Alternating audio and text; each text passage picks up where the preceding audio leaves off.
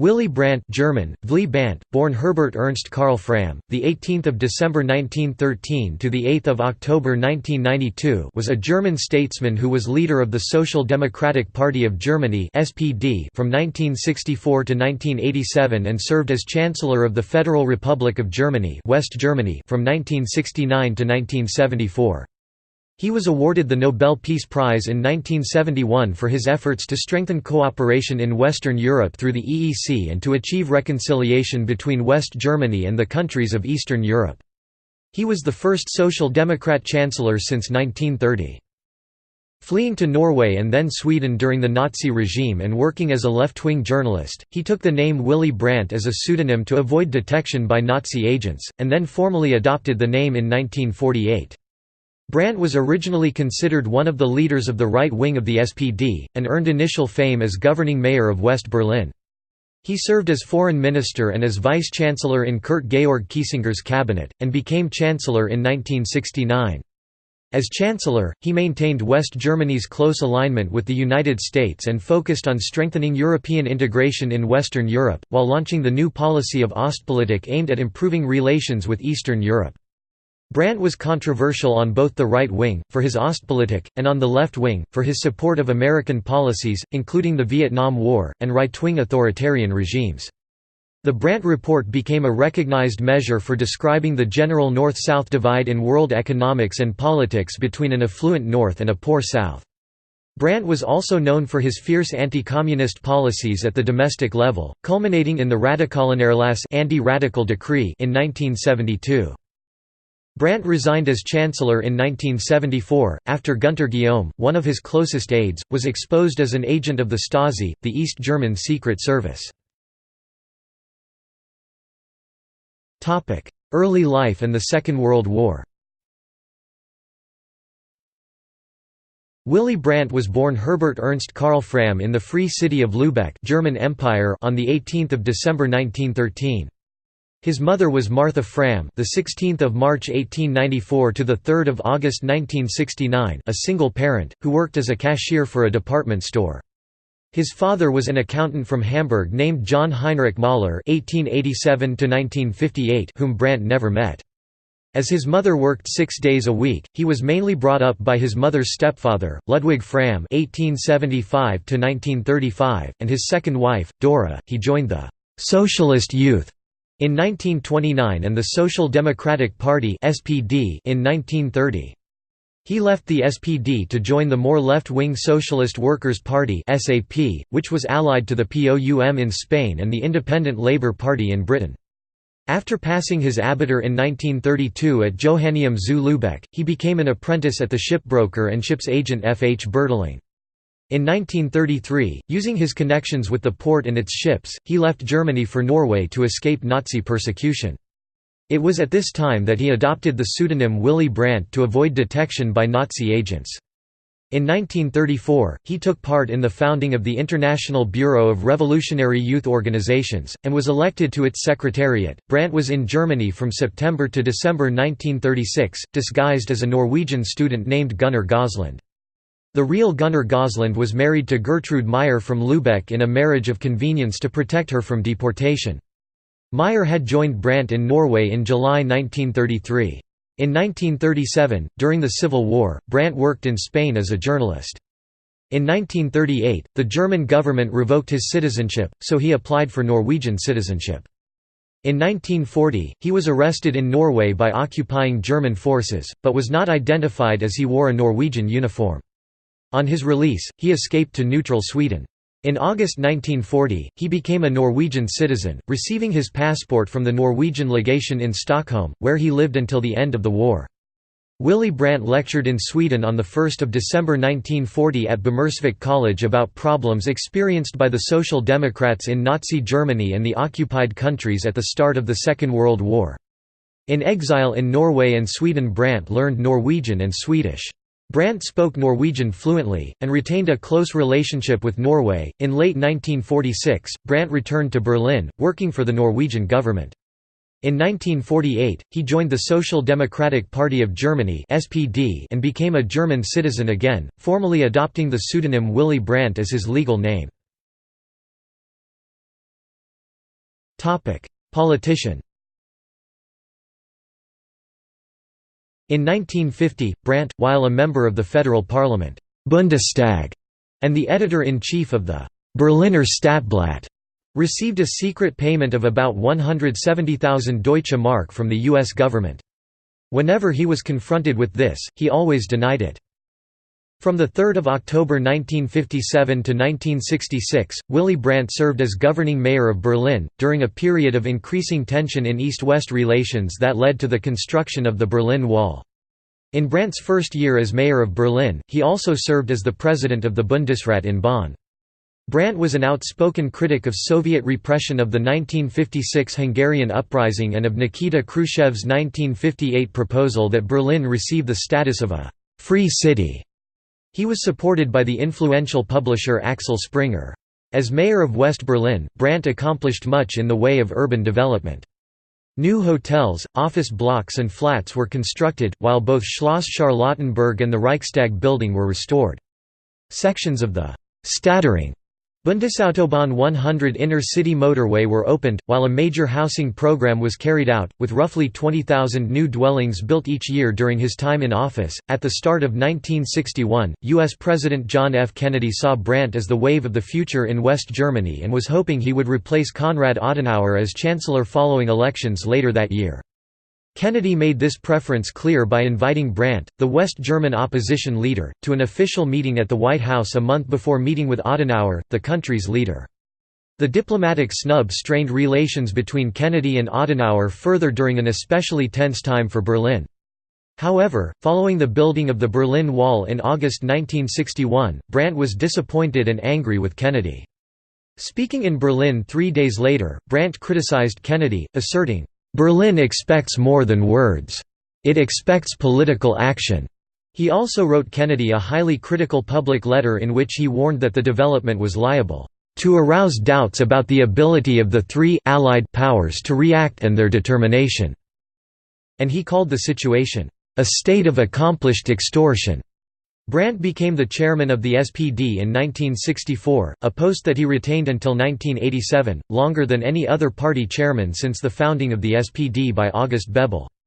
Brandt was the SPD candidate for the chancellorship in 1961, but he lost to Konrad Adenauer's Conservative Christian Democratic Union of Germany (CDU). In 1965, Brandt ran again, but lost to the popular Ludwig Erhard. Erhard's government was short-lived, however, and in 1966 a grand coalition between the SPD and CDU was formed, with Brandt serving as foreign minister and as the fifth vice-chancellor of Germany.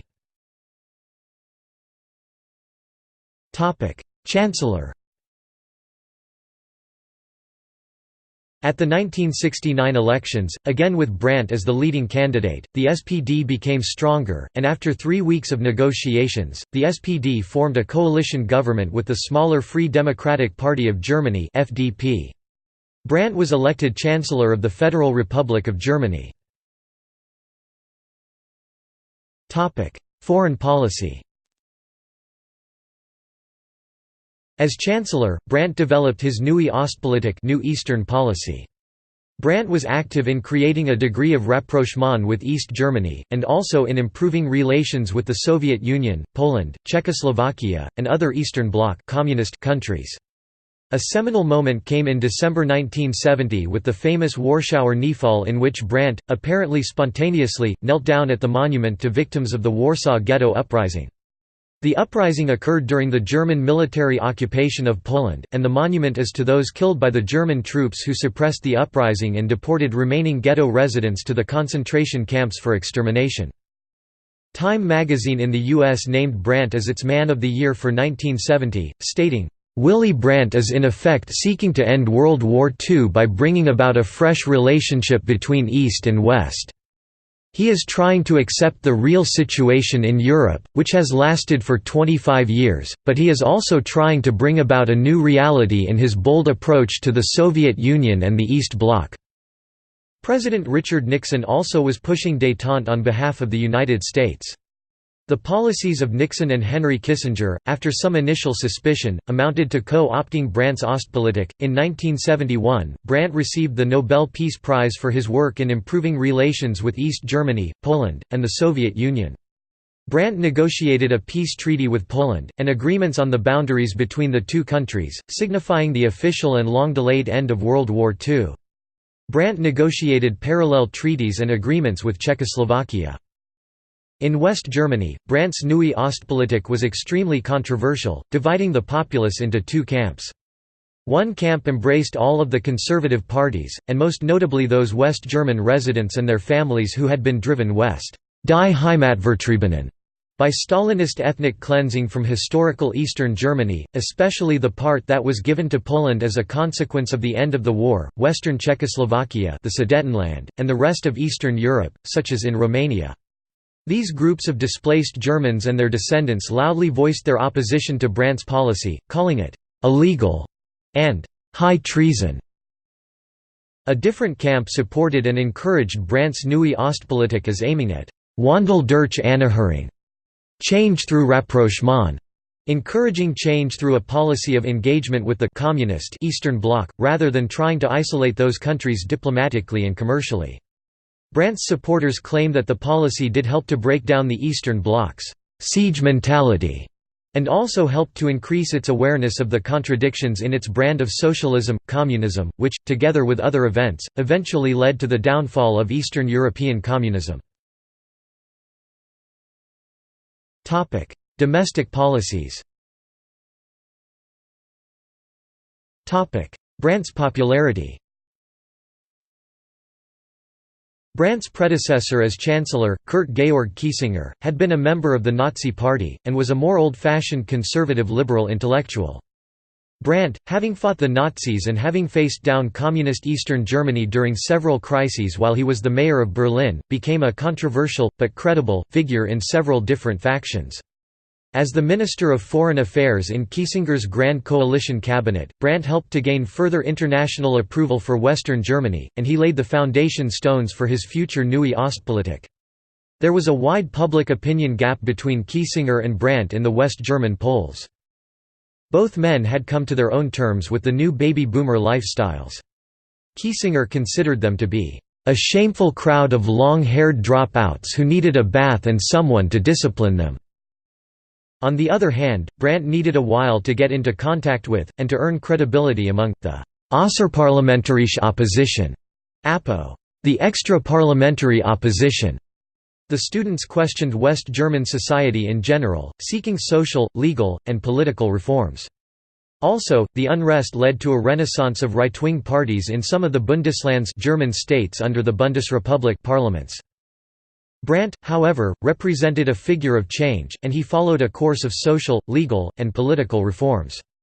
In 1969, Brandt gained a small majority by forming a coalition with the FDP.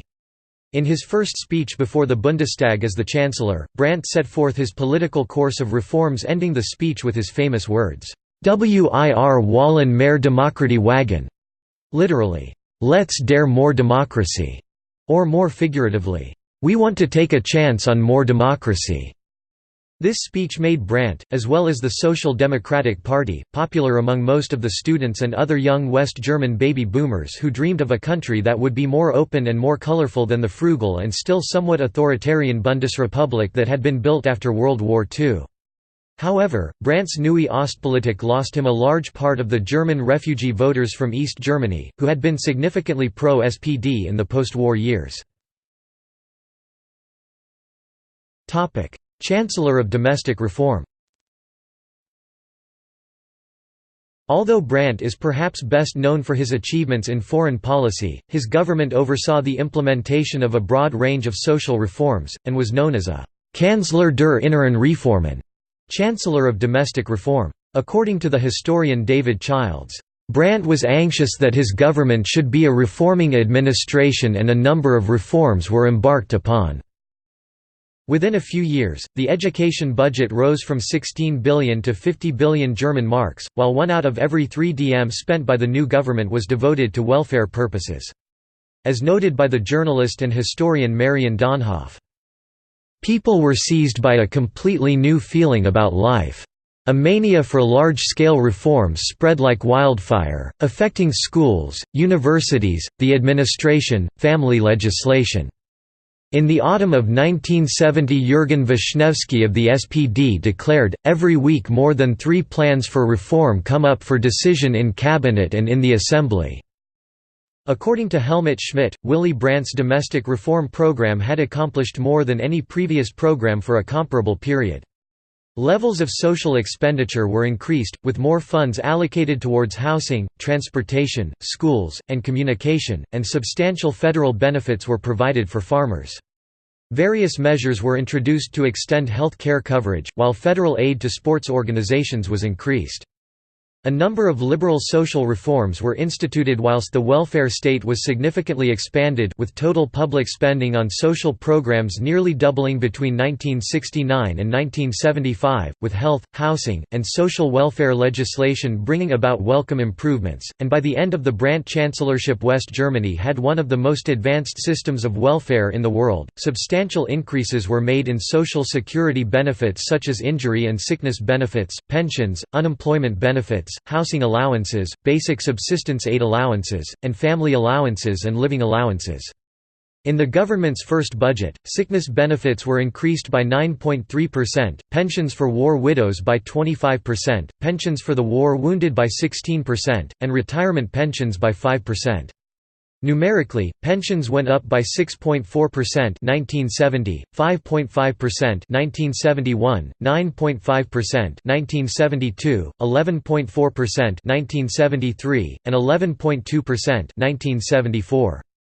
Adjusted for changes in the annual price index, pensions went up in real terms by 3.1% 1970, 0.3% 1971, 3.9% 1972, 4.4% 1973, and 4.2% 1974.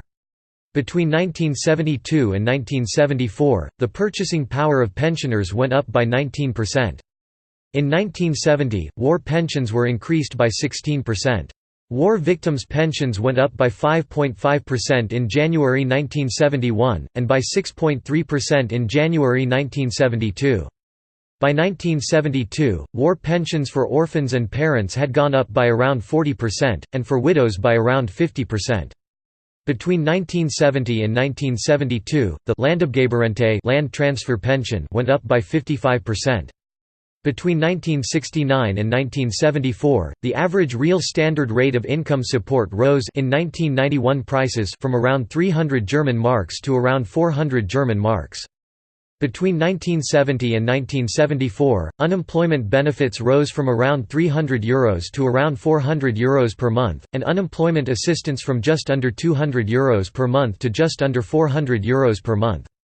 In 2001 prices, the average standard social assistance benefit level rose from around €200 per month in 1969 to over €250 per month in 1974.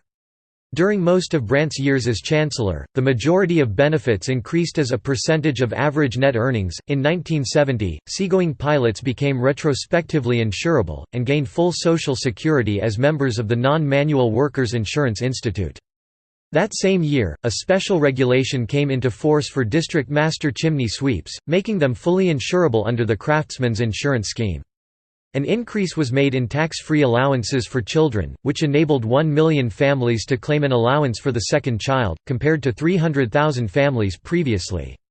The Second Modification and Supplementation Law 1970 increased the allowance for the third child from 50 German marks to 60 German marks, raised the income limit for the second child allowance from 7,800 German marks to 13,200 German marks, subsequently increased to 15,000 German marks by the Third Modification Law December 1971, 16,800 German marks by the Fourth Modification Law November 1973, and to 18,360 German marks by the Fifth Modification Law December 1973. A flexible retirement age after 62 years was introduced 1972 for invalids and handicapped persons, and social assistance was extended to those who previously had to be helped by their relatives. From 1971, special subventions were provided to enable young farmers to quit farming and facilitate their entry into the non-agricultural pension system by means of back payments. The Third Modification Law 1974 extended individual entitlements to social assistance by means of higher income limits compatible with receipt of benefits and lowered age limits for certain special benefits. Rehabilitation measures were also extended, child supplements were expressed as percentages of standard amounts and were thus indexed to their changes, and grandparents of recipients were exempted from potential liability to reimburse expenditure of social assistance carrier. The Third Social Welfare Amendment Act 1974 brought considerable improvements for the handicapped, those in need of care, and older persons, and a new fund of 100 million marks for disabled children was established. Allowances for retraining and advanced training and for refugees from East Germany were also increased, together with federal grants for sport. In addition, increases were made in the pensions of 2.5 million war victims.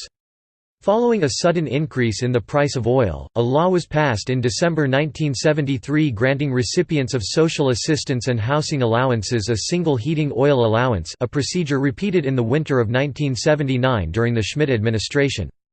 Improvements and automatic adjustments of maintenance allowances for participants in vocational training measures were also carried out, and increased allowances were provided for training and retraining, together with special allowances for refugees from East Germany. There was determined, by statutory regulation issued in February 1970, the category of persons most seriously disabled to whom, with regard to maintenance aid, an increased demand 50% of the appropriate rate is being conceded, and, within the scope of relief in special living conditions, a higher rate of nursing aid. In 1971, the retirement age for minors was lowered to 50. An April 1972 law providing for promotion of social aid services aimed to remedy, through various beneficial measures, particularly in the field of national insurance and working conditions, the staff shortage suffered by social establishments in their medico-social, educational and other work. A bill to harmonize re-education benefit and another bill relating to severely handicapped persons became law in May and September 1972 respectively. In 1972, winter payments for construction workers were introduced. To assist family planning and marriage and family guidance, the government allocated 2,232,000 German marks in 1973 for the payment and for the basic and further training of staff. A special effort was also made in 1973 to organize the recreation of handicapped persons, with a holiday guide for the handicapped issued with the aid of the Federal Ministry of Family and Youth Affairs and Health in order to help them find suitable holiday accommodation for themselves and their families. From 1972 to 1973, the total amount of individual aids granted by Guarantee Fund for the Integration of Young Immigrants increased from 17 million German marks to 26 million German marks.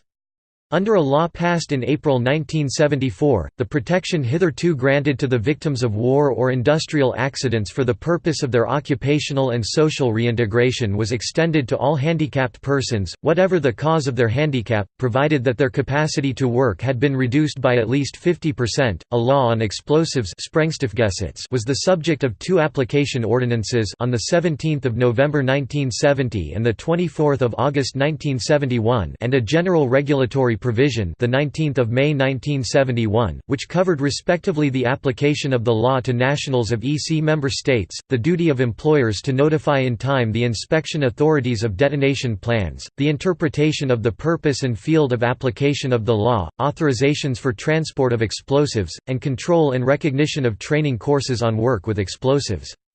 Taking into account the enormous high peaks of air traffic noise and its concentration at a limited number of airports, the Law for Protection Against Aircraft Noise of 1971 sought to balance two conflicting demands, the first being the legitimate demand by industry, business and the public for an efficient air traffic system, and secondly, the understandable and by no means less legitimate claims of the affected people for protection and compensation.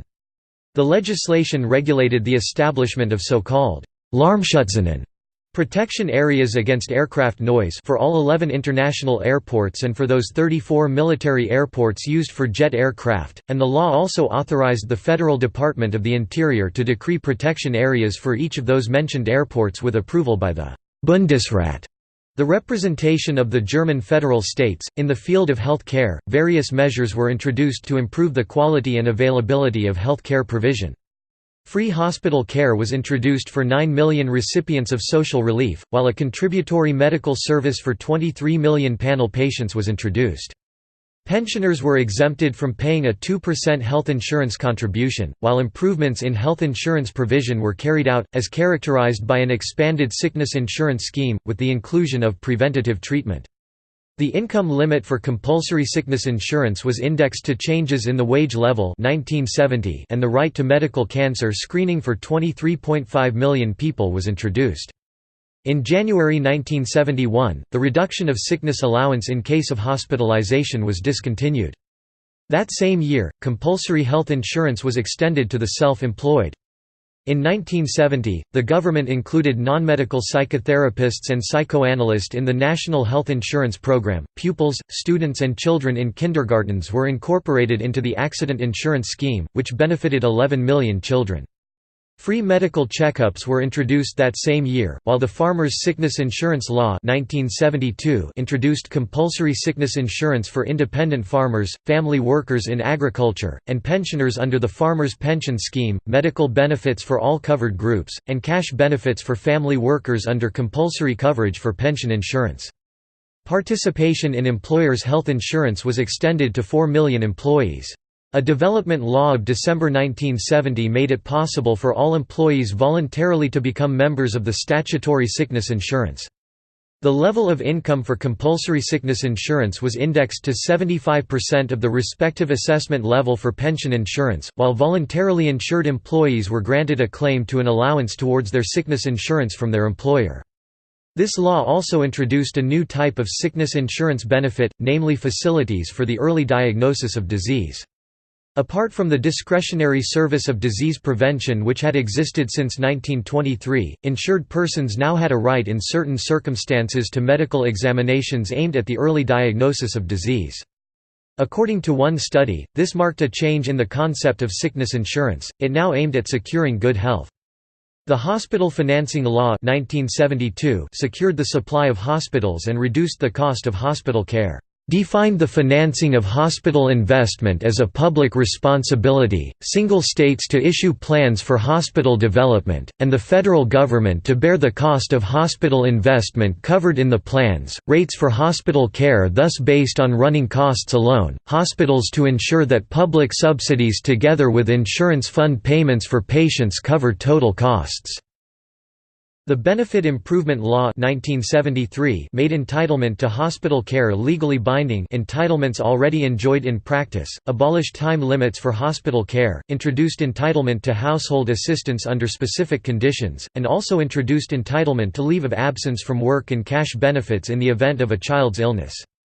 In 1971, to encourage the growth of registered family holiday centers, the federal government granted subsidies for the building and appointing of 28 of these centers at a total cost of 8 million German marks. Free preliminary investigations were introduced for 2.5 million children up until the age of 4 for the early detection and correction of developmental disorders, and health research was expanded. Federal grants were increased, especially for the Cancer Research Center in Heidelberg, while a Federal Institute for Sport Science was set up, together with the Institute for Social Medicine and Epidemiology in Berlin.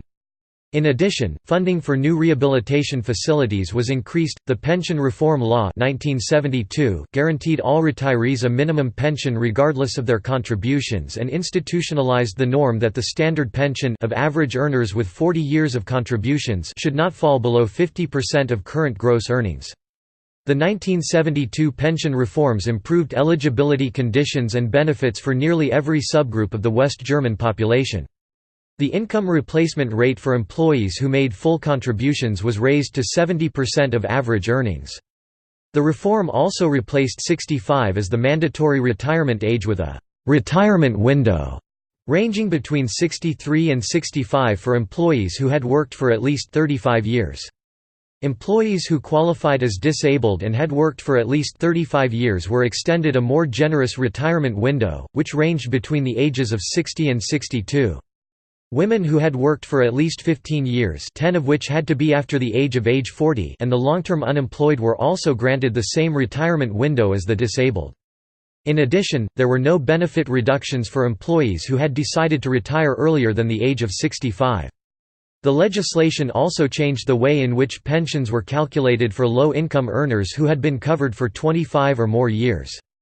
If the pension benefit fell below a specified level, then such workers were allowed to substitute a wage figure of 75% of the average wage during this period, thus creating something like a minimum wage benefit. According to one study, the 1972 pension reform enhanced the reduction of poverty in old age. Voluntary retirement at 63 with no deductions in the level of benefits was introduced, together with the index linking of war victims' pensions to wage increases. Guaranteed minimum pension benefits for all West Germans were introduced, along with automatic pension increases for war widows 1970. Fixed minimum rates for women in receipt of very low pensions were also introduced, together with equal treatment for war widows. Improvements in pension provision were made for women and the self-employed. A new minimum pension for workers with at least 25 years insurance was introduced. Faster pension indexation was implemented, with the annual adjustment of pensions brought forward by 6 months, and the Seventh Modification Law 1973 linked the indexation of farmers' pensions to the indexation of the General Pension Insurance Scheme. A new pension for severely handicapped persons was introduced in 1972, along with occupational injury annuities and a special pension for long-standing insurance from the age of 63 and a pension due to limited earning capacity from the age of 62. In addition, a special pension benefit was introduced for workers aged 60 and above after unemployment. Under the Severely Handicapped Persons Act of April 1974, a seriously disabled person could retire early on an old age pension at the age of 62 years, provided that he complied with the other provisions of the legislation on pension insurance. In education, the Brant administration sought to widen educational opportunities for all West Germans. The government presided over an increase in the number of teachers, generous public stipends were introduced for students to cover their living costs, and West German universities were converted from elite schools into mass institutions. The school leaving age was raised to 16, and spending on research and education was increased by nearly 300% between 1970 and 1974. Working through a planning committee set up for the joint task of university development, the federal government started to make investment costs in 1971. Fees for higher or further education were abolished, while a considerable increase in the number of higher education institutions took place. A much-needed school and college construction program was carried out, together with the introduction of postgraduate support for highly qualified graduates, providing them with the opportunity to earn their doctorates or undertake research studies. A law on individual promotion of vocational training came into force in October 1971, which provided for financial grants for attendance at further general or technical teaching establishments from the second year of studies at higher technical schools, academies and higher education establishments, training centers of second degree, or certain courses of television teaching. Grants were also made in certain cases for attendance at training centers located outside the Federal Republic. The education budget was doubled from 3% to 6%, while an expansion of secondary education took place.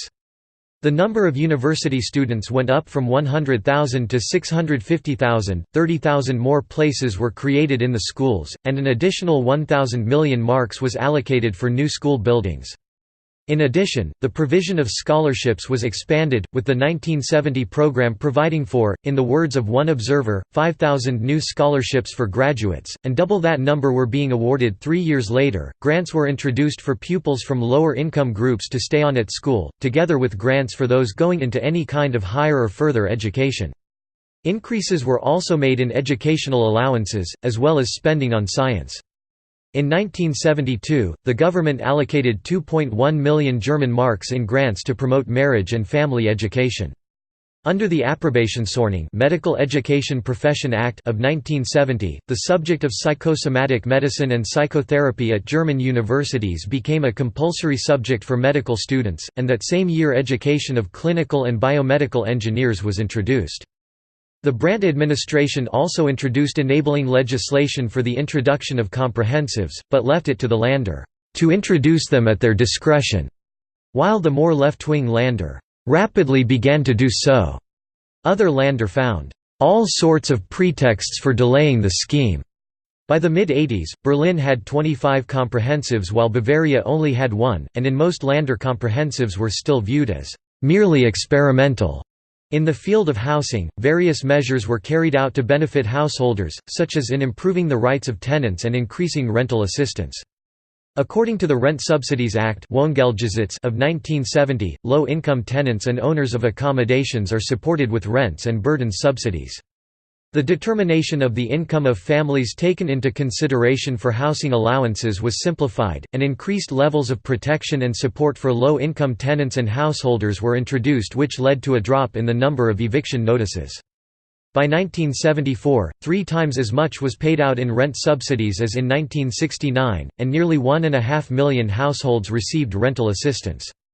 Increases were made in public housing subsidies, as characterized by a 36% increase in the social housing budget in 1970 and by the introduction of a program for the construction of 200,000 public housing units 1971. From 1970 to 1971, an 18.1% increase in building permits for social housing units was made.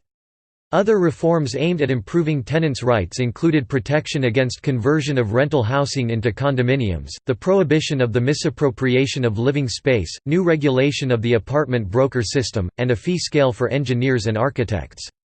In addition, the income limits for eligibility for social housing were raised and adapted in order of general income trends. A loose form of rent regulation was introduced under the name of vergelijkmieten, comparable rents, together with the provision of for family-friendly housing, freight or rent subsidies to owners of apartments or houses whose ceiling had been adapted to increased expenses or incomes 1970. In addition, a law for the creation of property for workers was passed, under which a married worker would normally keep up to 95% of his pay, and graded tax remission for married wage earners applied up to a wage of 48,000 marks, which indicated the economic prosperity of West Germany at that time. The Town Planning Act 1971 encouraged the preservation of historical heritage and helped open up the way to the future of many German cities, while the Urban Renewal Act 1971 helped the states to restore their inner cities and to develop new neighborhoods. In addition, G Guidelines of December 1972 on the usage of federal funds in assisting social housing construction laid down that a certain standard needed to be observed when building homes for severely handicapped persons. The Second Housing Allowance Law of December 1970 simplified the administration of housing allowances and extended entitlements, increased the income limit to 9,600 German marks per year plus 2,400 German marks for each family member, raised the general deduction on income to determine reckonable income from 15% to 20%, allowance rates listed in tables replacing complicated calculation procedure based on bearable rent burdens. The Housing Construction Modification Law 1971 increased the income limit for access to low-rent apartments under the social housing program from 9,000 German marks to 12,000 German marks per annum plus 3,000 German marks instead of 2,400 for each family member. The law also introduced special subsidies to reduce the debt burden for builders not surpassing the regular income limit by more than 40%. Under a 1973 law, the limits were increased to 1,000 German marks plus 9,000 German marks and 4,200 German marks for additional family members. The Rent Improvement Law 1971 strengthened the position of tenants. Under this legislation, notice was to be ruled illegal. Where appropriate substitute accommodation not available, landlords obliged to specify reasons for notice. Whilst the Eviction Protection Law 1971 established tenant protection against rent rises and notice. The notice was only lawful if in the justified interest of the landlord. Under this law, higher rents were not recognized as justified interest. The Second Eviction Protection Law 1972 made the tenant protection introduced under the Eviction Protection Law of 1971 permanent. Under this new law, the notice was only lawful where the landlord proved justified personal interest in the apartment. In addition, rent increases were only lawful if not above normal comparable rents in the same area. Directives on the housing of foreign workers came into force in April 1971. These directives imposed certain requirements for space, hygiene, safety, and amenities in the accommodation offered by employers. That same year, the federal government granted a sum of 17 million German marks to the Länder for the improvement and modernization of housing built before 21 June 1948. In addition, according to a 1971 regulation of the Board of the Federal Labor Office, construction of workers' hostels qualified for government financial support under certain conditions. The German Council for Town Development, which was set up by virtue of Article 89 of a law to foster urban building, was partly aimed at planning a favorable environment for families, such as the provision of playgrounds. In 1971, the Federal Labor Office made available 425 million German marks in the form of loans to provide 157,293 beds in 2,494 hostels. A year later, the federal government Bund, the Länder and the Federal Labor Office promoted the construction of dwellings for migrant workers. They set aside 10 million German marks for this purpose, which allowed the financing of 1650 family dwellings that year. Development measures were begun in 1972 with federal financial aid granted to the Länder for improvement measures relating to towns and villages, and in the 1972 budget, 50 million German marks was earmarked, i.e. a third of the total cost of some 300 schemes. A Council for Urban Development was formed in May 1972 with the purpose of promoting future work and measures in the field of urban renovation. In 1973, the government provided assistance of 28 million German marks for the modernization of old dwellings. New rules were introduced regarding improvements in the law relating to rented property, and control of the rise in rents and protection against cancellation of leases also safeguarded the rights of migrant workers in the sphere of housing. A law of July 1973 fixed the fundamental and minimum requirements regarding workers' dwellings, mainly concerning space, ventilation and lighting, protection against damp, heat and noise, power and heating facilities and sanitary installations. In regards to civil rights, the Brant administration introduced a broad range of socially liberal reforms aimed at making West Germany a more open society. Greater legal rights for women were introduced, as exemplified by the standardization of pensions, divorce laws, regulations governing use of surnames, and the introduction of measures to bring more women into politics. The voting age was lowered from 21 to 18, the age of eligibility for political office was lowered to 21, and the age of majority was lowered to 18 in March 1974. The third law for the liberalization of the Penal Code 1970 liberalized the right to political demonstration, while equal rights were granted to illegitimate children that same year. A 1971 amendment to a federal civil service reform bill enabled fathers to apply for part-time civil service work. In 1971, corporal punishment was banned in schools, and that same year a new highway code was introduced. In 1973, a measure was introduced that facilitated the adoption of young children by reducing the minimum age for adoptive parents from 35 to 25. A number of reforms were also carried out to the armed forces, as characterized by a reduction in basic military training from 18 to 15 months, a reorganization of education and training, and personnel and procurement procedures. Education for the troops was improved, a personnel reshuffle of top management in the Bundeswehr was carried out, academic education was mandated for officers beyond their basic military training, and a new recruiting policy for Bundeswehr personnel was introduced with the intention of building an army that reflected West Germany's pluralistic society. Defense Minister Helmut Schmidt led the development of the first Joint Service Regulation ZDV 10/1 Assistance for Inner Führung, classified, restricted, which revitalized the concept of inner Führung while also affirming the value of the citizen in uniform. According to one study, as a result of this reform, a strong civil mindset displaced the formerly dominant military mindset, and forced the Bundeswehr's elder generation to accept a new type of soldier envisioned by Schmidt.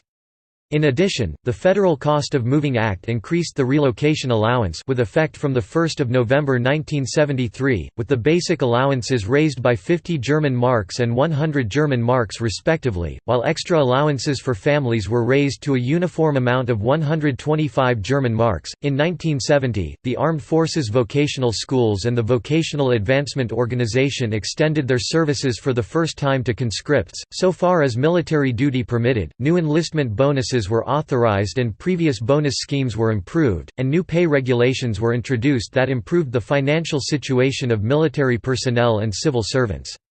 In July 1973, the Third Amendment to the Civilian Service Act came into force, a prerequisite for the creation of additional civilian service places for recognized conscientious objectors.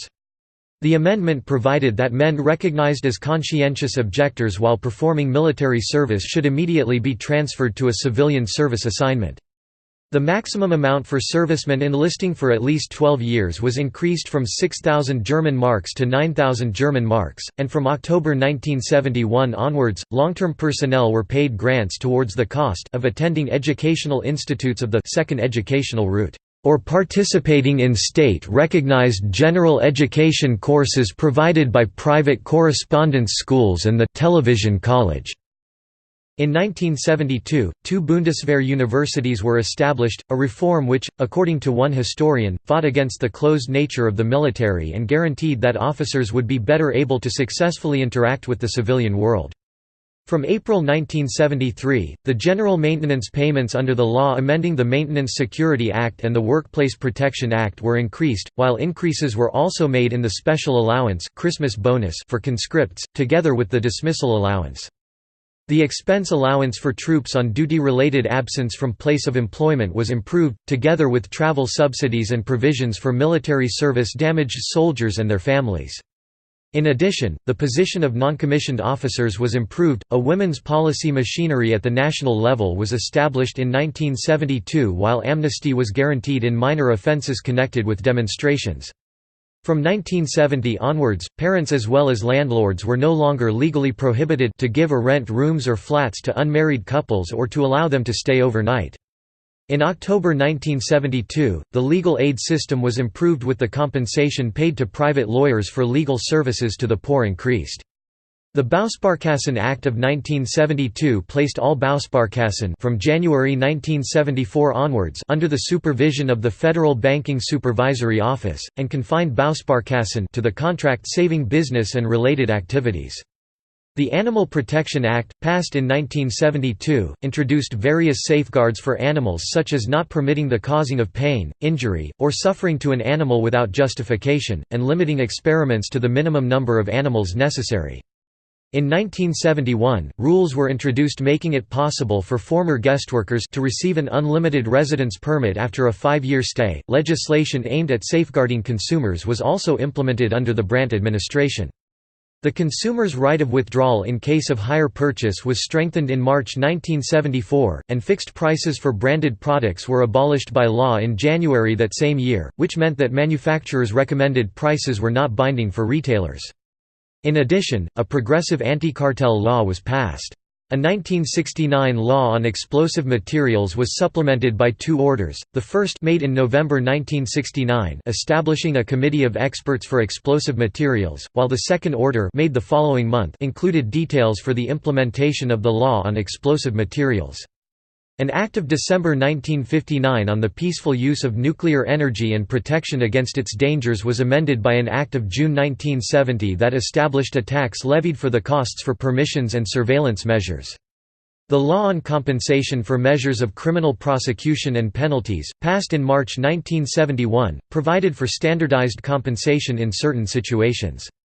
In addition, the budget for communications was increased. In terms of working conditions, a number of reforms were introduced aimed at strengthening the rights of workers both at home and in the workplace.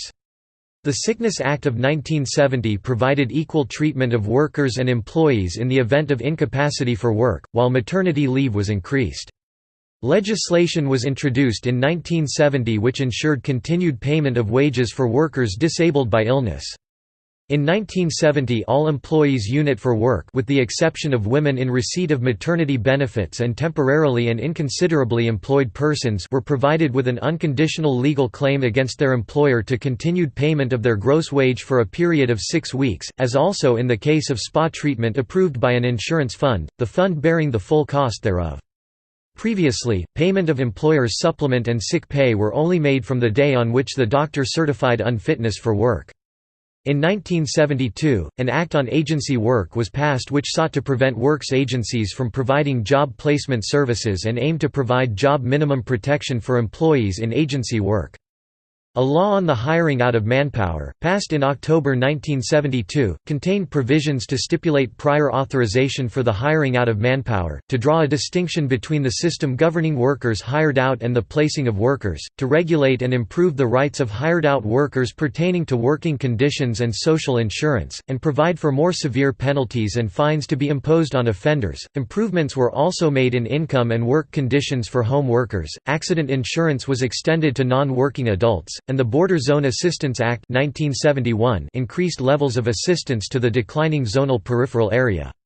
The Occupational Safety Act 1973 required employers to provide company doctors and safety experts. A directive on protection against noise at the place of work was adopted in November 1970. If measurements showed or there was reason to assume that a noise level guide value of 90 decibels may be exceeded at the place of work, then the authority had to instruct the employer to arrange check-ups of the employees concerned, and these employees had to use personal noise protection devices. A matching fund program for 15 million employees was also introduced, which stimulated them to accumulate capital. A ministerial order of January 1970 extended protection in cases of partial unemployment to home workers, while an ordinance of August 1970 fixed the conditions of health necessary for service in the Merchant Navy. A general provision of October 1970 determined in detail the circumstances in which the competent authority must take action on the basis of the Act on the technical means of work. The requirement also stipulated the extent to which the technical standards established by national and international organizations can be regarded as rules of the art. In a directive of 10 November 1970, the Minister of Labour and Social Affairs recommended to the higher authorities for work protection of the «Lander» to bring in the directive published, in agreement with the Ministry of Labour, by the German Engineers Association on the evaluation of workstation noise in relation to loss of hearing, in order to improve safeguards for workers against the noises in question.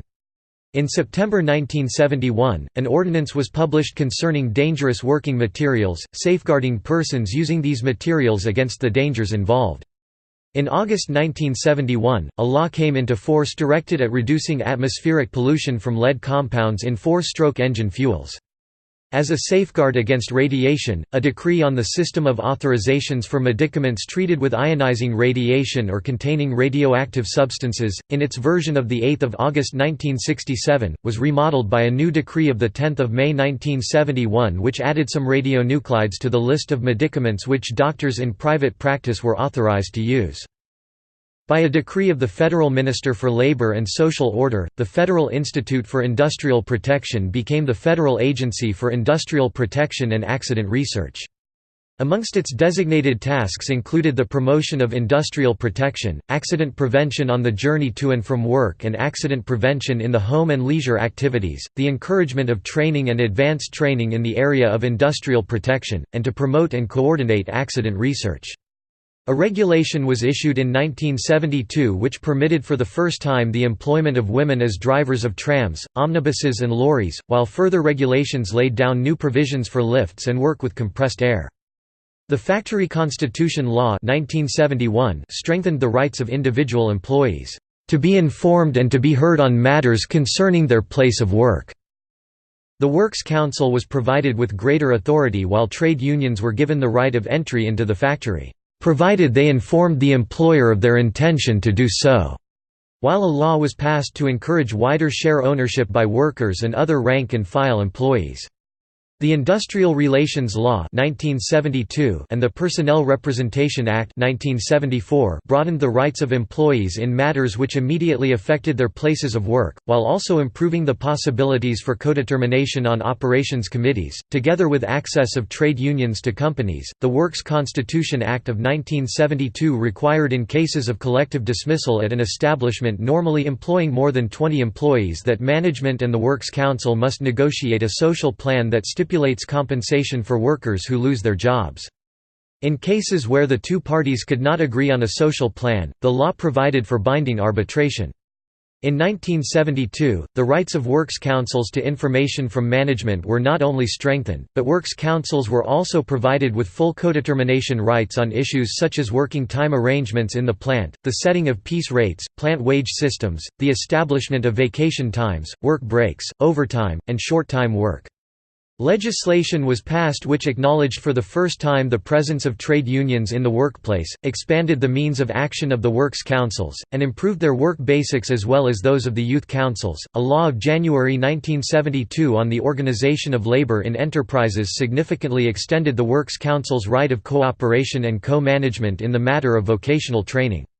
That same year, the Safety Institute of the Federal Republic of Germany was transformed into a public federal agency Bundesanstalt with significantly enlarged powers, in the context of which special emphasis would be placed on its new task of promoting and coordinating research in the area of accident prevention.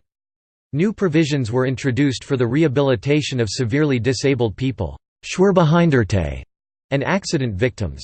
The Severely Disabled Persons Act of April 1974 obliged all employers with more than 15 employees to ensure that 6% of their workforce consisted of people officially recognized as being severely handicapped.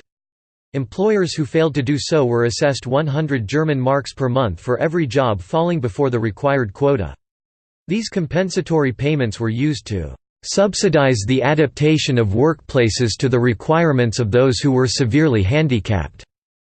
A law passed in January 1974, designed to protect members of the supervisory boards of companies who are undergoing training, was aimed at ensuring that the representatives of young workers and youthful members of works councils still undergoing training could perform their duties with greater independence and without fear of disadvantageous consequences for their future careers.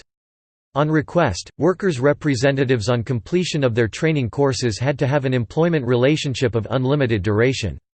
In the field of transport, the Municipal Transportation Finance Law of 1971 established federal guidelines for subsidies to municipal governments, while the Federal Transport Plan of 1973 provided a framework for all transport, including public transport.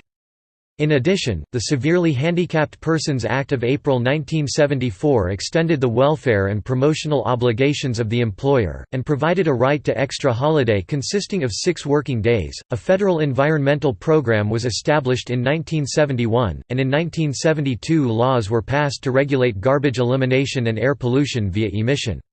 Matching grants covering 90% of infrastructure development were allocated to local communities, which led to a dramatic increase in the number of public swimming pools and other facilities of consumptive infrastructure throughout West Germany.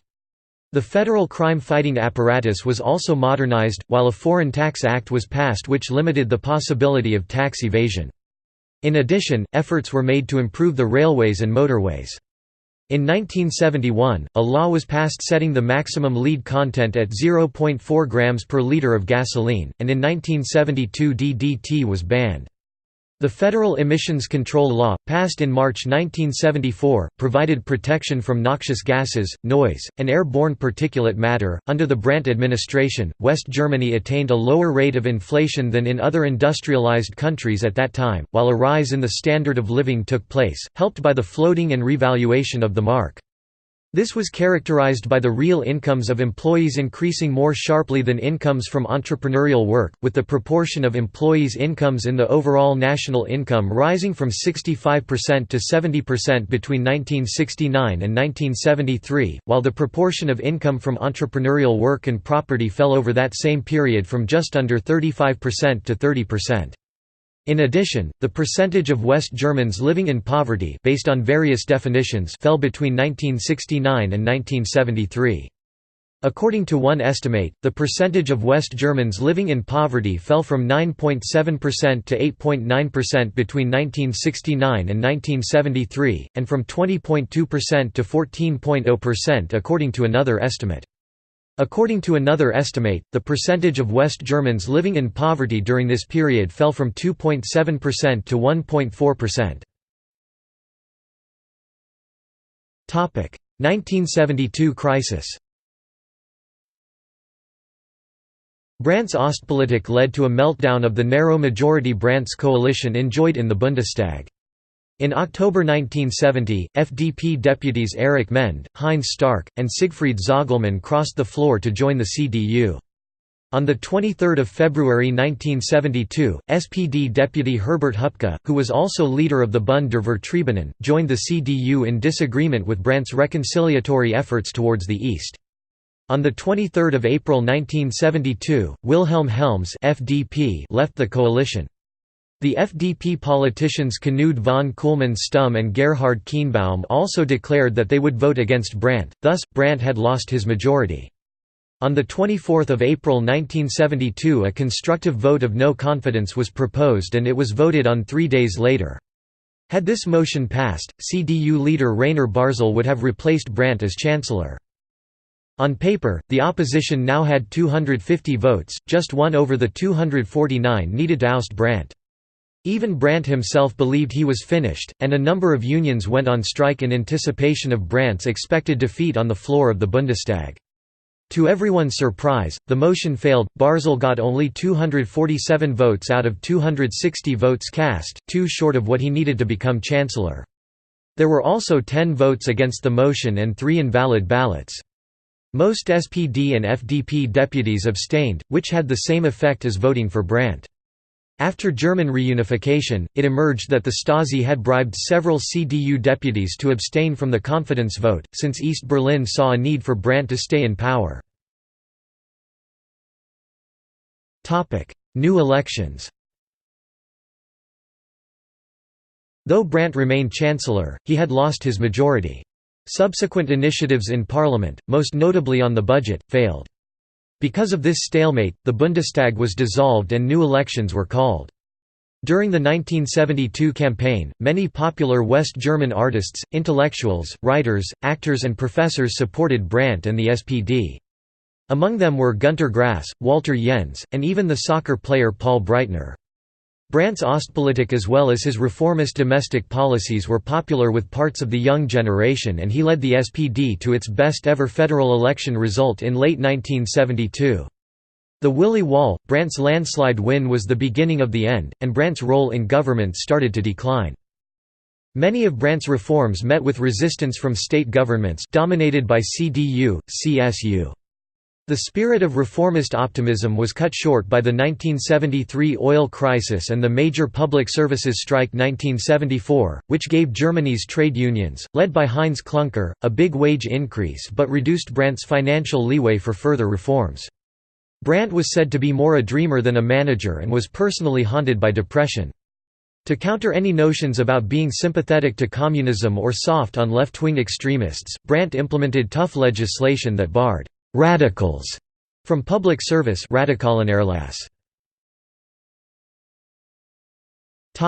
Guillaume affair. Around 1973, West German security organizations received information that one of Brandt's personal assistants, Günter Guillaume, was a spy for the East German intelligence services. Brandt was asked to continue working as usual, and he agreed to do so, even taking a private vacation with Guillaume. Guillaume was arrested on 24 April 1974, and many blamed Brandt for having a communist spy in his inner circle. Brandt resigned from his position as Chancellor on 6 May 1974, but he remained a member of the Bundestag and chairman of the Social Democrats through 1987. This espionage affair is widely considered to have been just the trigger for Brandt's resignation, not the fundamental cause.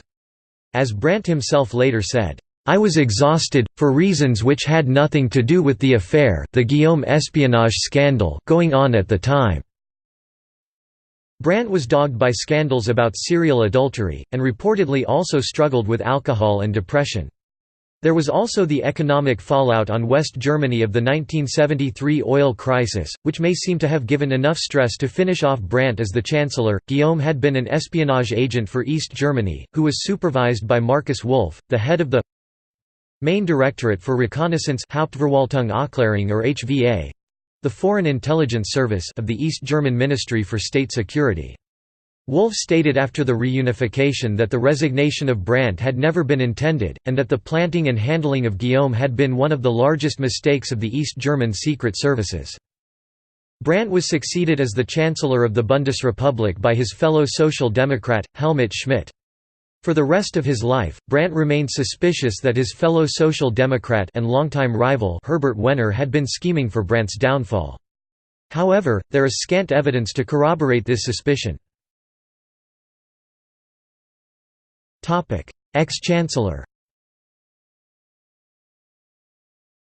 After his term as the Chancellor, Brandt retained his seat in the Bundestag, and he remained the chairman of the Social Democratic Party through 1987. Beginning in 1987, Brandt stepped down to become the honorary chairman of the party. Brandt was also a member of the European Parliament from 1979 to 1983. Socialist International. For 16 years, Brandt was the president of the Socialist International 1976–92, during which period the number of Socialist Internationals, mainly European member parties, grew until there were more than 100 socialist, social democratic, and Labour political parties around the world. For the first 7 years, this growth in SI membership had been prompted by the efforts of the Socialist International Secretary-General, the Swede Bernt Carlsson. However, in early 1983, a dispute arose about what Carlsson perceived as the SI president's authoritarian approach. Carlsson then rebuked Brandt, saying, "This is a socialist international, not a German international." Next, against some vocal opposition, Brandt decided to move the next Socialist International Congress from Sydney, Australia to Portugal. Following this SI Congress in April 1983, Brandt retaliated against Carlsson by forcing him to step down from his position.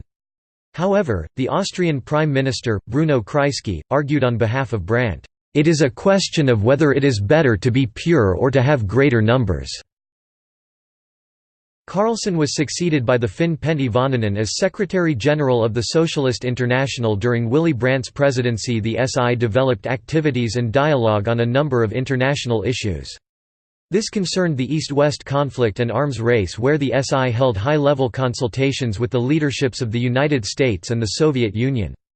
The SI met with such leaders as President Jimmy Carter and Vice Presidents Walter Mondale and George Bush.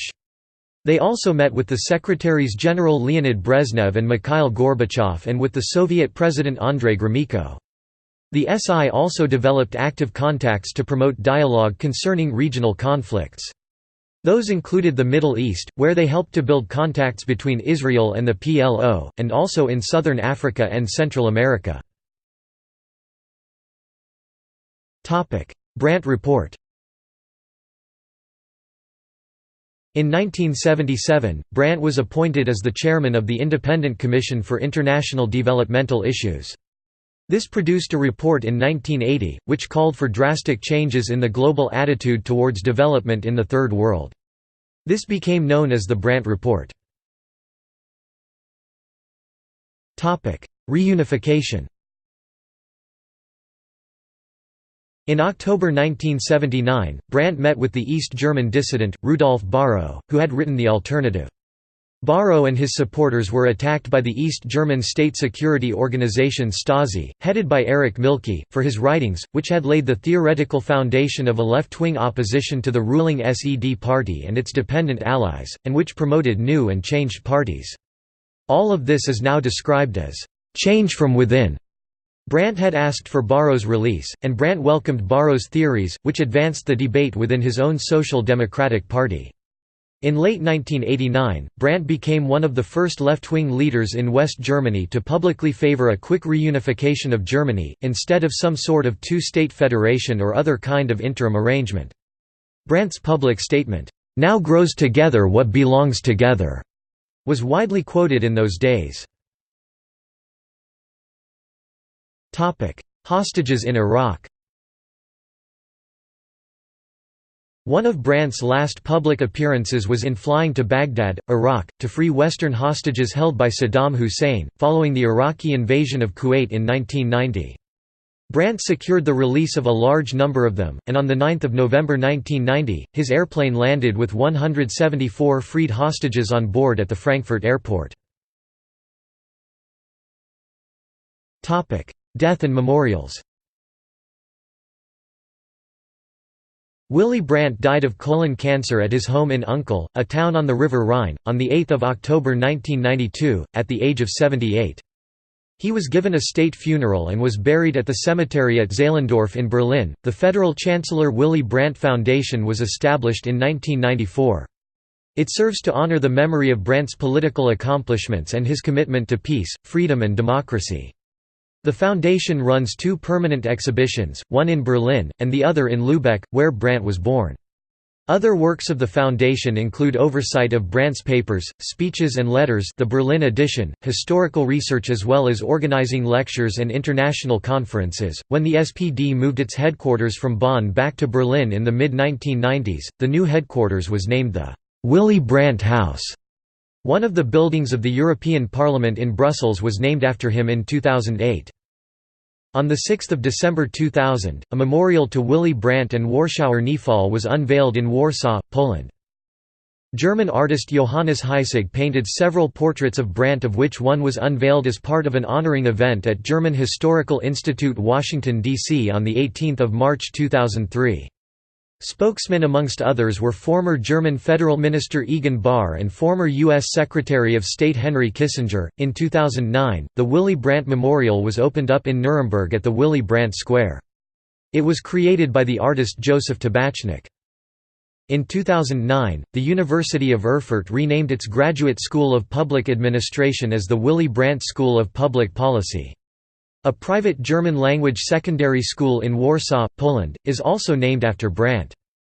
The main boulevard on the north entrance to Montenegrin capital Podgorica was named Willy Brandt Boulevard in 2011. Willy Brandt also has an unusual memorial in Hammersmith in London, United Kingdom. In 1963, when he was mayor of West Berlin, Brandt travelled to Hammersmith with a street lamp from West Berlin, and presented it to the mayor of Hammersmith to mark its twinning with Neukölln. The lamp now stands on the wall of Westcott Lodge, facing Furnival Gardens, with a commemorative plaque below it. Even though Willy Brandt had only served 5 years in office as Chancellor of Germany, he remains as one of the most popular politicians in the history of the Federal Republic of Germany. Brandt's family. From 1941 until 1948, Brandt was married to Anna Carlotta Thorkildsen, the daughter of a Norwegian father and a German-American mother. They had a daughter, Ninja Brandt, born in 1940. After Brandt and Thorkildsen were divorced in 1948, Brandt married the Norwegian-born German writer Ruth Hansen in the same year. Hansen and Brandt had 3 sons: Peter Brandt, born in 1948, Lars Brandt, born in 1951, and Matthias Brandt, born in 1961. After 32 years of marriage, Willy Brandt and Ruth Hansen Brandt divorced in 1980, and from the day that they were divorced they never saw each other again. On 9 December 1983, Brandt married Brigitte Seebacher, born in 1946.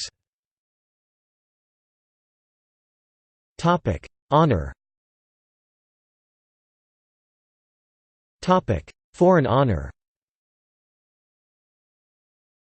Malaysia, Honorary Grand Commander of the Order of Loyalty to the Crown of Malaysia (SSM) 1969. Selected works. 1960 Mein Weg nach Berlin, My Path to Berlin, autobiography written with Leo Lania. 1966 Drowen, Schriften waren der Emigration, Outside, Writings During the Emigration, ISBN 3-8012-1094-4. 1968 Friedenspolitik in Europa, The Politics of Peace in Europe. 1976 Begegnungen und Einsichten 1960–1975, Encounters and Insights 1960–1975, ISBN 3-455-08979-8. 1982 Links und Frei. Mein Weg 1930–1950, Left and Free, My Path 1930–1950. 1986 Der organisierte Wahnsinn, Organized Lunacy. 1989 Erinnerungen Memories, ISBN 3-549-07353-4. 2002 Berliner Ausgabe, Werkauswahl, ed. For Bundeskanzler Willy Brandt Stiftung by Helga Grebing, Gregor Scholgen and Heinrich August Winkler, 10 volumes, Dietz Verlag, Bonn 2002f, Collected Writings, ISBN 3-8012-0305-0. Topic Biographies. Helga Grebing, Willy Brandt.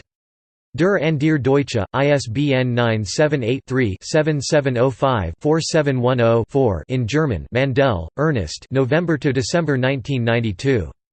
Willy Brandt and Petra Kelly. New Left Review. New Left Review. I. 196.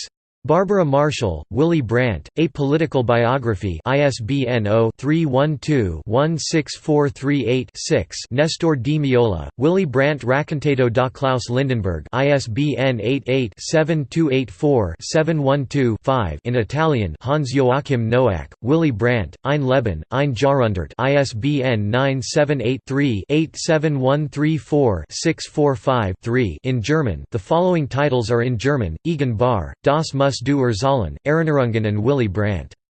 Propylane, Berlin 2013, ISBN 978-3-549-07422-0.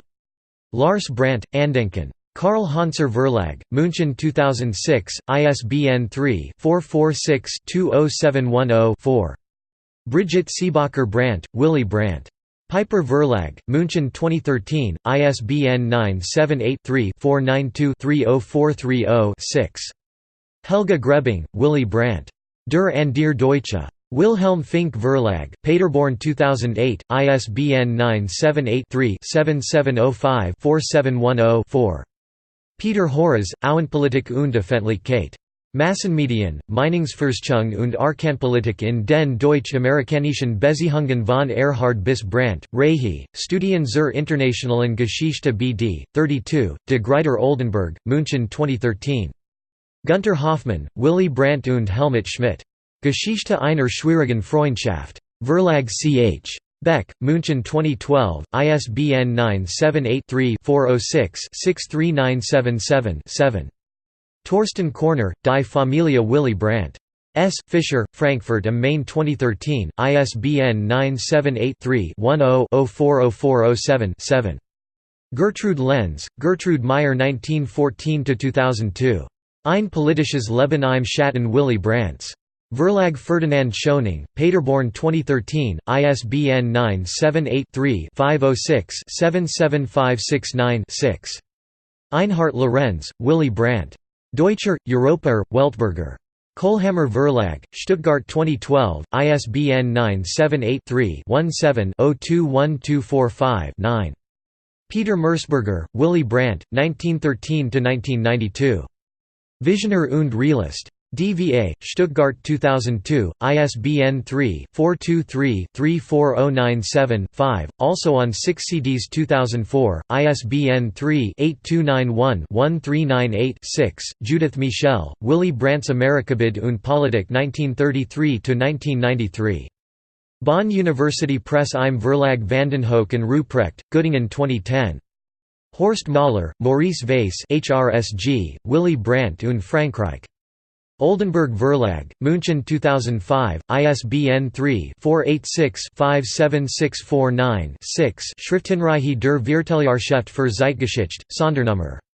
Albrecht Müller, Brandt aktuell, Treibjagd auf einen Hoffnungsträger. Weston Verlag, Frankfurt am Main 2013, ISBN 978-3-86489-064-2. Hans Joachim Noack, Willy Brandt. Ein Leben, ein Jahrhundert. Rowohlt Berlin Verlag, Berlin 2013, ISBN 978-3-87134-645-3. Stefan Ralloff HRSG, Willy Brandt ans Fenster, das Erfurter Gipfeltreffen 1970 und die Geschichte des Erfurter Hofes. Glocks Verlag, Jena 2007, ISBN 978-3-940265-05-0. Bernd Rother HRSG, Willy Brandt's Außenpolitik. Springer vs Verlag, Wiesbaden 2014, ISBN 978-3-658-02918-0. Kai Schluter, Gunter Grass auf Tour für Willy Brandt. Die legendäre Wahlkampftour 1969.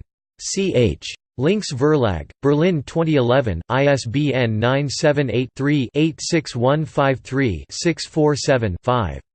Jan Schonfelder, Rainer Erises, Willy Brandt in Erfurt. Das erste Deutsche Gipfeltreffen 1970. Christoph Links Verlag, Berlin 2010, ISBN 978-3-86153-568-3. References. Bibliography. External links. The Federal Chancellor Willy Brandt Foundation, Willy Brandt Forum in Uncle, official biography of Willy Brandt by Chancellor Willy Brandt Foundation, Adam Snade, Brandt Commission in Globalization and Autonomy online compendium, edited by William D. Coleman and Nancy Johnson. Biography of Willy Brandt, Willy Brandt and the Unification of Europe from Center for European Studies collection. Ubben Lecture at DePauw University. Appearances on C-SPAN.